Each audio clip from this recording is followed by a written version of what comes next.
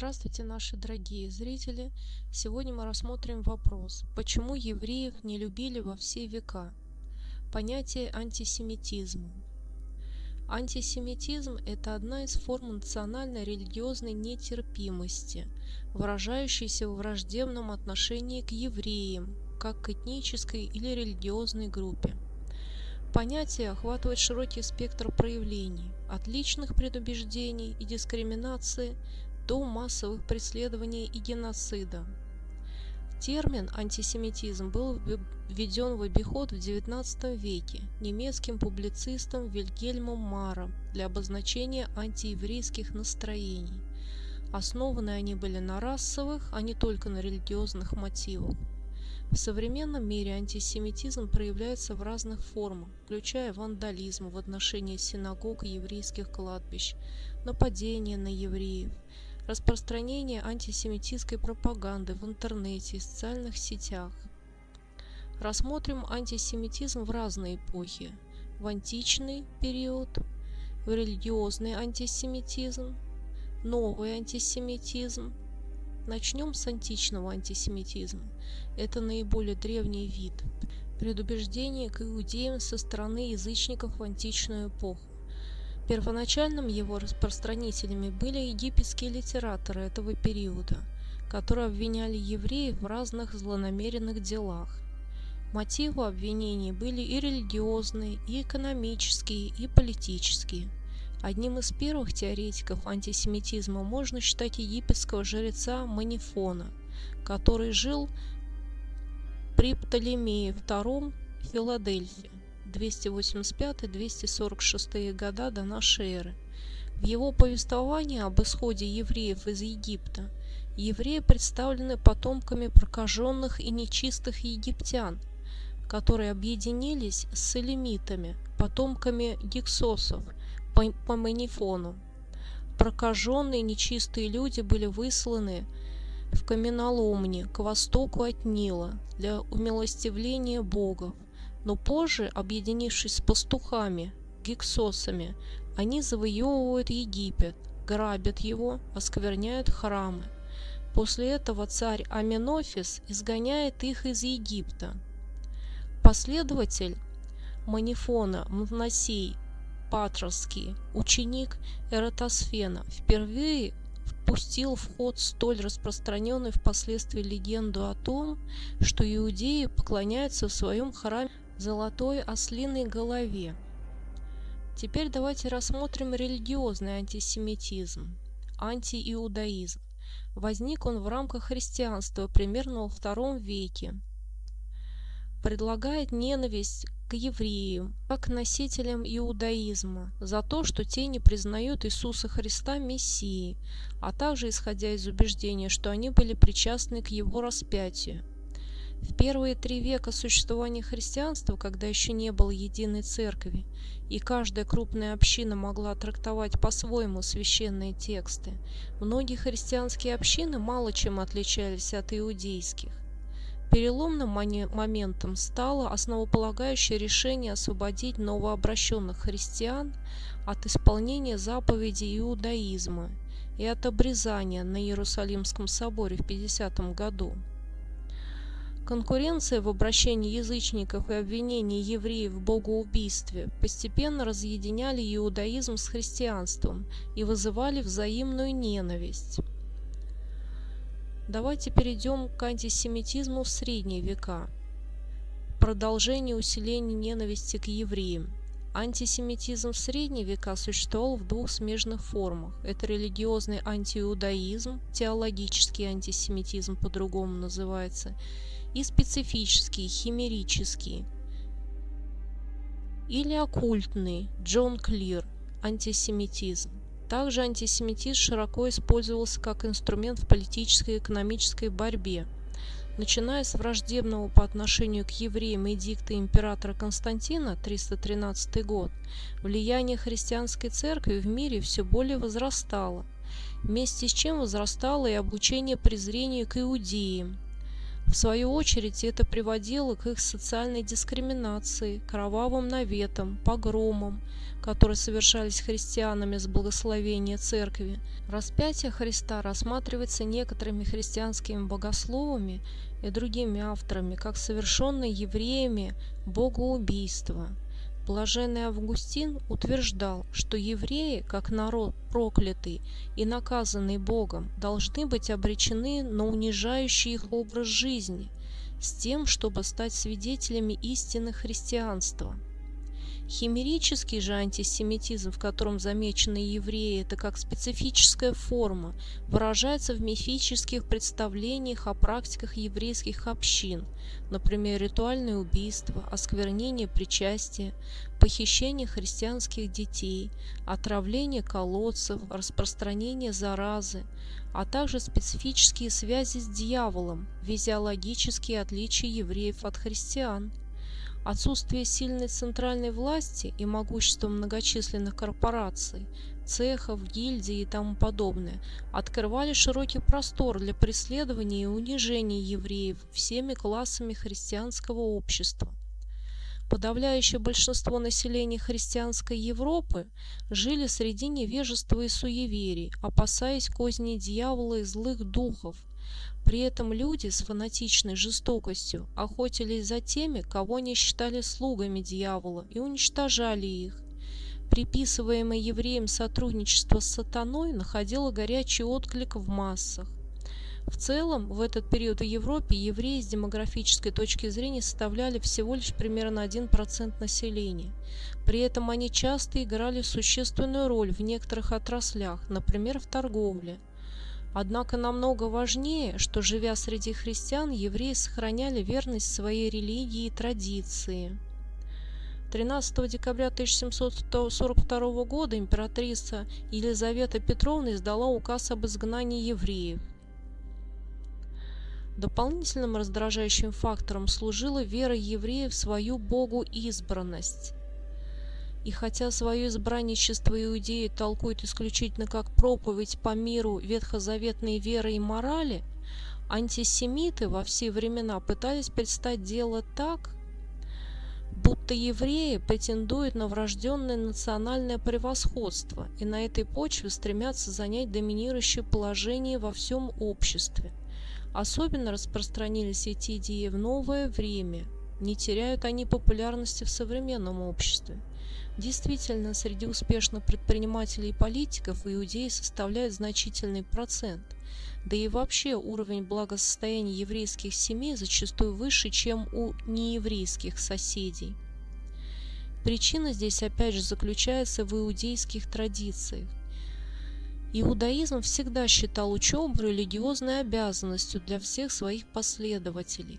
Обязанность каждого еврея, писал средневековый законник Моисей Маймонид, это изучать Тору, независимо от того, беден он или богат, в крепком или слабом здоровье, полон юношеских сил или стар и слаб. Грамоту должны были разуметь не только мужчины, но и женщины. Эта традиция, идущая с античных времен, дала себя знать и в современном обществе, где знания превратились в главную ценность. Также евреев обвиняют в хитрости, коварстве, любви к деньгам и беспринципности. Все это якобы помогает им составлять себе капиталы. Наверняка еврей, часто говоря за спиной тех, кто добился большого успеха в жизни, неважно, евреи они на самом деле или вообще не относятся к евреям. Что же представляет собой антисемитизм в новое время? Некоторые просветители, подобно Вольтеру, Вольтер – это французский писатель, философ, один из главных представителей просветительства и мысли XVIII века. Поэт, прозаик, сатирик, трагик, историк и публицист. Видел в евреях очень опасную угрозу для прогресса европейской культуры и прямо утверждал, что природная глупость и лживость евреев делает для них невозможной интеграцию в нормальное общество. Евреи поступают с историей и древними сказаниями так, как их старьевщики с поношенной одеждой. Они выворачивают ее наизнанку и продают как новую за максимально высокую цену. Ссылаясь на античных авторов, Вольтер обвиняет евреев среди прочего и в людоедстве. Если бы евреи и не были людоедами, говорит он, то только этого и не хватало бы богоизбранному народу, чтобы быть самым отвратительным народом на земле. Вольтер с уверенностью говорит, что евреи практикуют ритуальные убийства и ссылается на книгу Левит. Евреи внушают нам ужас, и в то же время мы хотим думать, что все написанное ими носит печать божественности. Никогда не было столь вопиющей несуразности. О нации надо судить только по ее письменным памятникам и потому, что она сама говорит о себе, сказал Вольтер в своем философском словаре. Антиеврейские стереотипы сыграли большую роль в Третьем рейхе. Гитлер охотно к ним обращался. Официальной политикой был расистский антисемитизм. Евреев физически истребляли как народ. В результате миллионы евреев были уничтожены во время Холокоста 1939 по 1945 года, и не только в Германии, но и в других странах Европы, которые были заняты войсками Третьего рейха. Но есть версии, что хитрые евреи сами допустили смерти своих же сограждан намеренно. Израилю был нужен культ того явления, что было названо Холокостом, чтобы установить новый мировой порядок на слезах и жалости к бедным евреям. Для того, чтобы создать государство Израиль, нужно было большое число иммигрантов. Однако европейские евреи после Первой мировой войны не желали покидать насиженные места директоров заводов, банков и прочих мест, где есть деньги. Идея возврата на прародину терпела полный крах, и тогда будущий президент Израиля Бен-Гурион призвал создавать отряды людей, которые будут терроризировать евреев и вынуждать их ехать в Палестину. А один из деятелей сионизма Хаим Вейцман произнес страшные слова. «Я задаю вопрос, способны ли вы переселить 6 миллионов евреев в Палестину? Я отвечаю, нет. Из трагической пропасти я хочу спасти 2 миллиона молодых, а старые должны исчезнуть. Они – это пыль, экономическая и духовная пыль в жестоком мире. Лишь молодая ветвь будет жить. Старые – это ветви еврейского народа, которые недостойны жить в Израиле и не нужны Израилю. Настолько они испорчены европейской жизнью». К тому времени Гитлер пришел к власти, и взгляды сионистов обратились к нему. Соратник Вейцмана Хаим Арлазоров подготовил договор с Гитлером, так называемое соглашение Хаавара. Целью соглашения было оказание содействия в эмиграции евреев в Германии в Палестину. Договор был подписан в августе 1933 года, но Арлазорова к тому времени уже убили, потому что его планы пришлись не по душе всем лидерам еврейства, например, Владимиру Жаботинскому, который всячески клеймил такие планы о переселении на восток. Однако памятники Арлазорову стоят чуть ли не на всех площадях крупных городов Израиля. В Хаварском соглашении сплелись воедино силы нацистов, идеология Вейцмана и Бен-Гуриона. Потом выяснится, что 500 000 венгерских евреев фактически при помощи своих вождей были отправлены в лагеря смерти. Только часть была спасена и отправлена в Швейцарию. Вот такой ценой целенаправленно создавалось государство Израиля. Об этом писали многие честные еврейские авторы. Авторы книги «Индустрия Холокоста», Норман Финкельштейн, Ханна Аренд, заметившая, что все места, откуда отправлялись евреи на уничтожение, координировались представителями еврейской улицы. Но тема Холокоста сегодня неприкосновенна, как некая священная корова. Нельзя сомневаться в истории Холокоста и количестве жертв, поэтому я привожу эту версию, но не убеждаю, не призываю верить в эту версию массового убийства евреев, что якобы сами евреи способствовали этому. Спросите любого еврея и сами попробуйте ответить, почему самая большая трагедия их малого народа навязана всему миру как Холокост. Зачем нужно было убийство евреев в годы Второй мировой войны называть древнегреческим термином, означающим в переводе на русский Холокост значит всесожжение до состояния пепла. Причем древние греки назвали словом «холокост» ритуал всесожжения, который был принят еврейской религией, иудаизме. Ритуал представлял собой буквально сожжение на открытом огне мяса жертвы в качестве подношения Богу, обозначенному в иудейской священной Торе как Элохим и Егова. Зачем этому иудейскому богу нужны были такие дикие деяния, сжигание чьей-либо плоти до состояния пепла?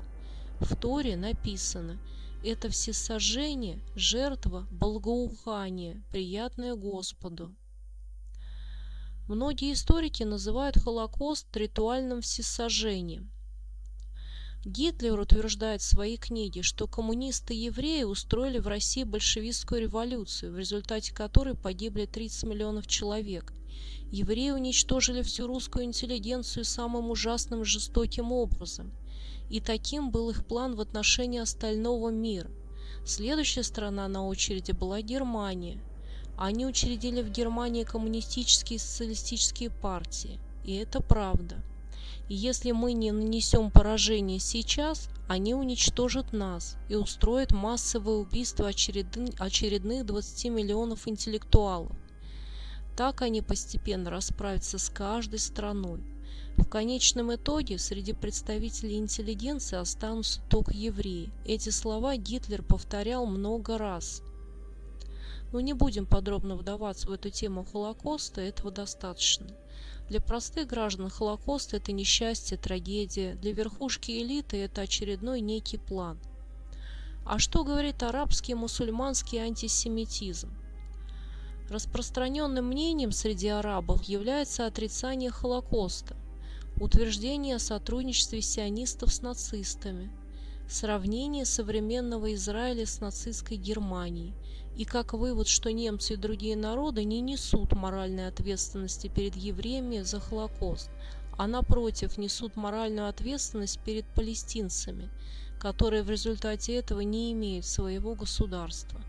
Такая позиция, в частности, изложена в кандидатской диссертации руководителя палестинской автономии Махмуда Аббаса, защищенной в 1982 году в СССР.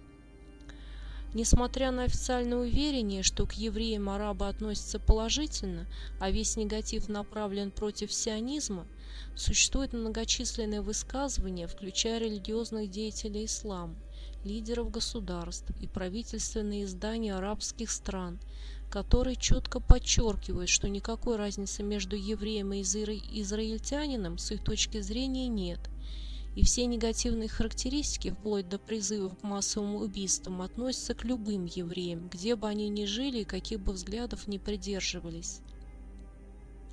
В частности, в исламской хартии движения Хамас приводится со ссылкой на пророка Мухаммада следующая цитата: «Не наступит час, день страшного суда, пока мусульмане не победят евреев и не убьют их, и будут преследовать их. И даже если спрячется еврей за камень или дерево, то деревья и камни возопят: мусульманин, слуга Аллаха, за мной спрятался еврей, приди и убей его».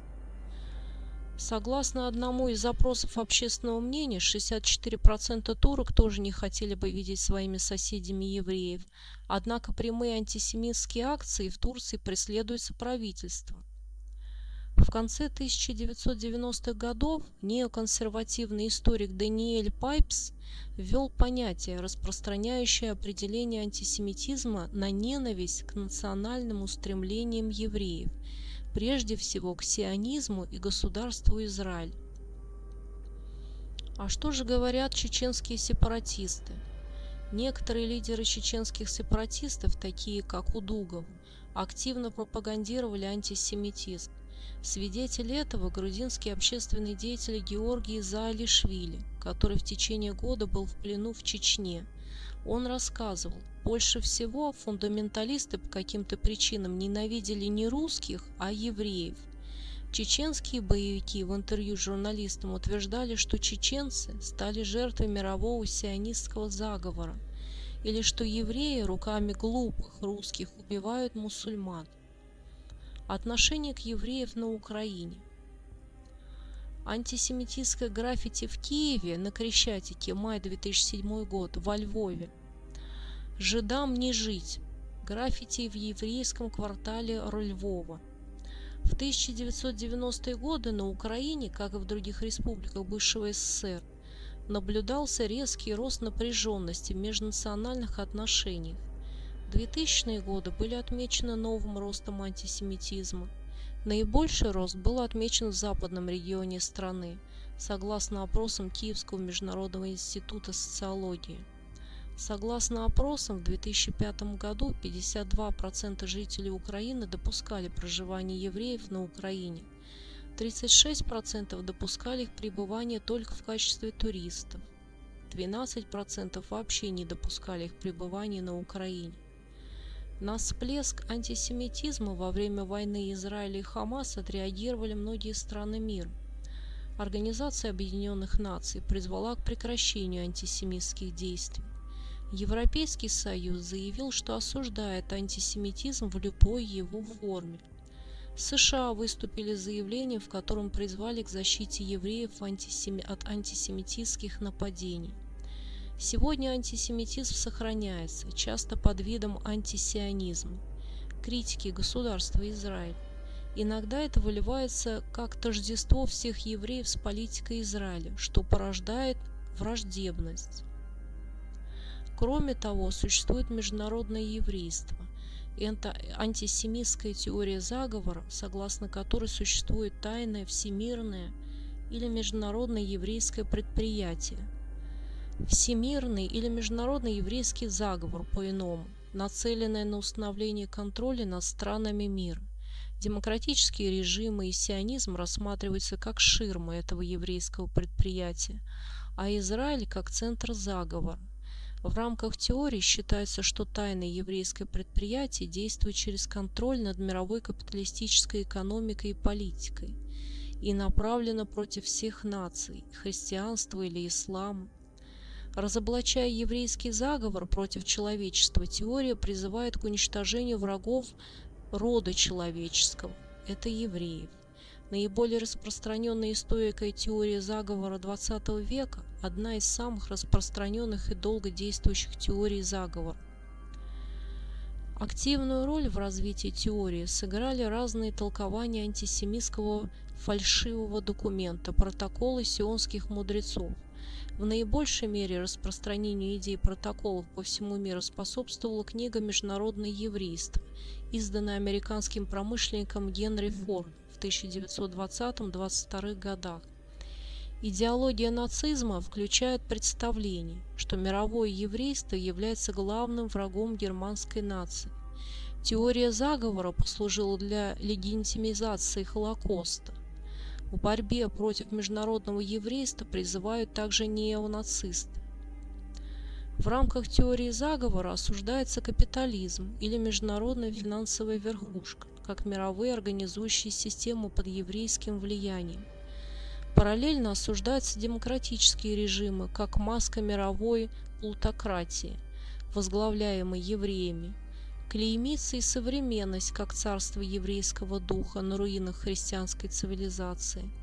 Разоблачается сионизм, это еврейский национализм, как фасад, скрывающий тайное еврейское предприятие, направленное на овладение всем миром. Демонизируется Израиль в качестве центра всемирного еврейского заговора.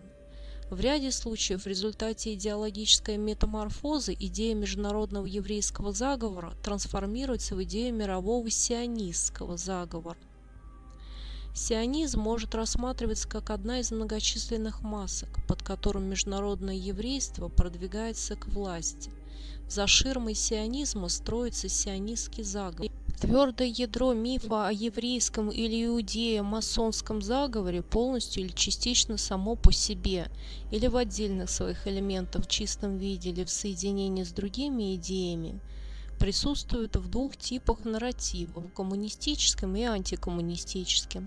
Главным в современном антиеврейском дискурсе является идея разоблачения двуликого еврейского интернационала, как финансового, так и революционного.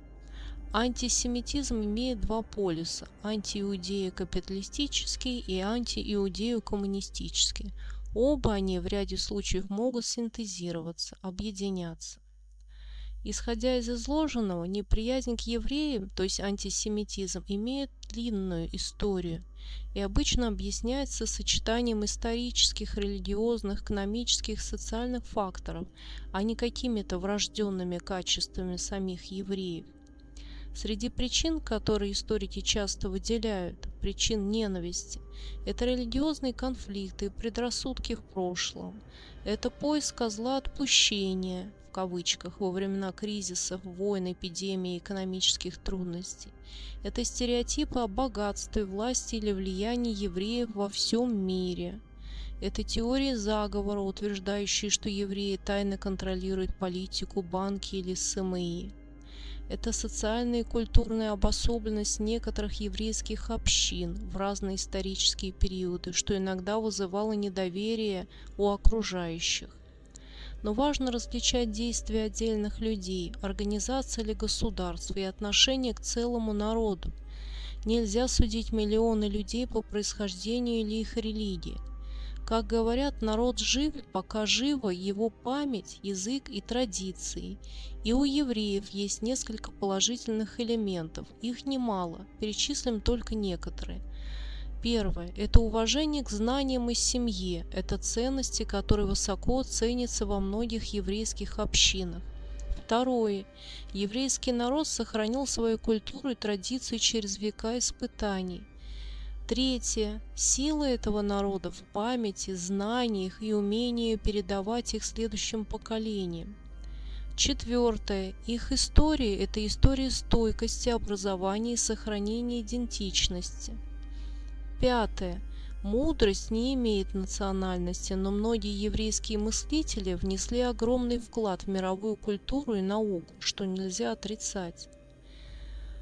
Далее, это народ, который бережет свои традиции, сохраняет связь между прошлым и будущим. Любить или не любить евреев, либо безразлично относиться к ним – это личное дело каждого человека. Но евреи существуют, как и многие другие народы, и это факт, он не зависит от чьих-либо симпатий или антипатий. Прошу вас, дорогие слушатели, берегите себя и своих родных, молитесь Богу о спасении наших душ. Я желаю вам мира и добра, и теплоты. Верьте в то, что Бог един, и только Он наш Спаситель от любых бед, от несчастья, от врагов. Если вам интересен наш канал, подпишитесь, пожалуйста, поставьте лайки. С любовью и теплотой к вам от Бога. Благодарю.